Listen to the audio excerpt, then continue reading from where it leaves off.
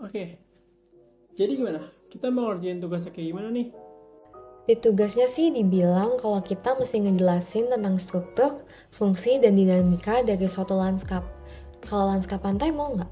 Boleh tuh boleh, tapi kita mesti jelasin dulu nggak sih pantai itu apa? Wait.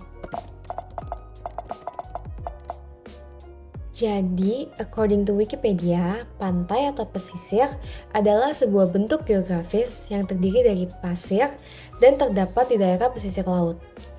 Daerah pantai menjadi batas antara daratan dan perairan laut. Kawasan pantai berbeda dengan pesisir walaupun antara keduanya saling berkaitan. Panjang garis pantai diukur mengelilingi seluruh pantai yang merupakan daerah teritorial suatu negara. Oke, topik kita udah dapet. Sekarang tinggal nyari struktur, fungsi, sama dinamika pantai deh.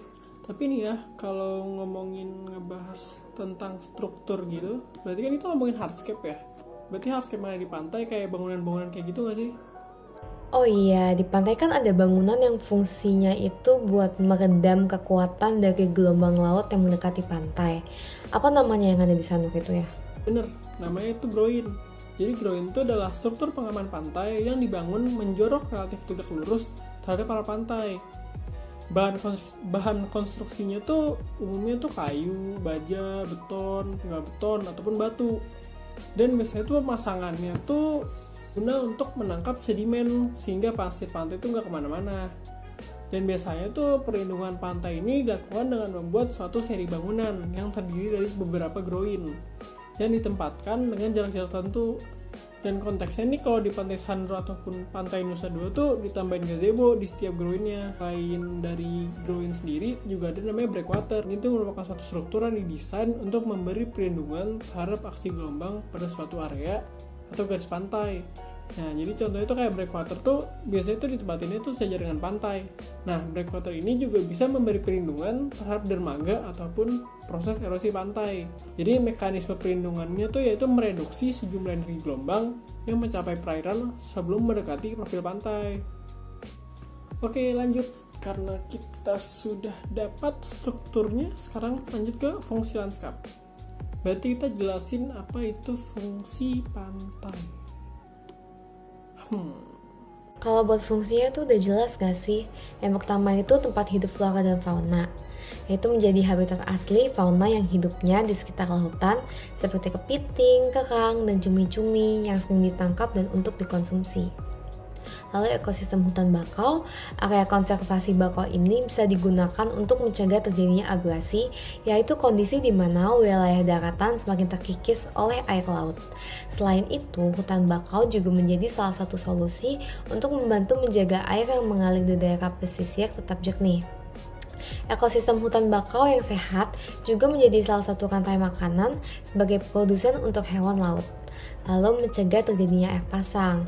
Pesisir pantai bermanfaat untuk mencegah terjadinya air pasang agar tidak naik ke daratan yang bisa membahayakan kehidupan manusia di sekitarnya.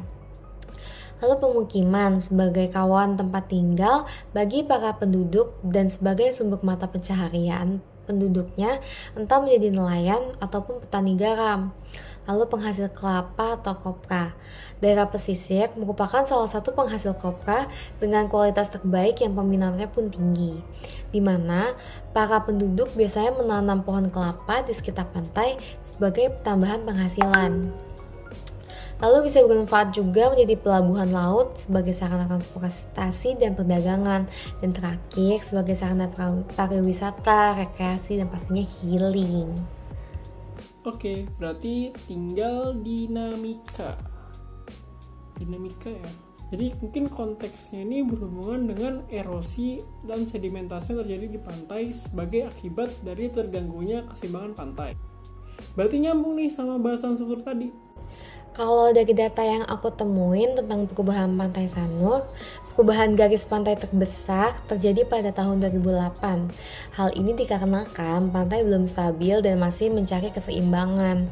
Berdasarkan data hasil pengukuran tahun 2012, evolusi garis pantai akibat bangunan pantai di pantai Sanur memerlukan suatu upaya penanganan agar garis pantai yang terbentuk lebih stabil dan kehilangan pasir terjadi yang dapat dikurangi.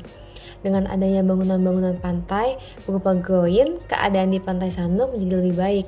Terbukti dengan bentuknya kantong-kantong pasir di antara groin, yang satu dengan groin lain di sebelahnya yang menunjukkan pantai sudah dalam kondisi stabil. Struktur udah, fungsi udah, dinamika juga udah aman. Berarti selesai deh, tinggal bikin video. Yeay. Jadi mau bikin video kayak gimana, Rick? Bikin video kayak gimana ya? Bikin video kayak gini aja.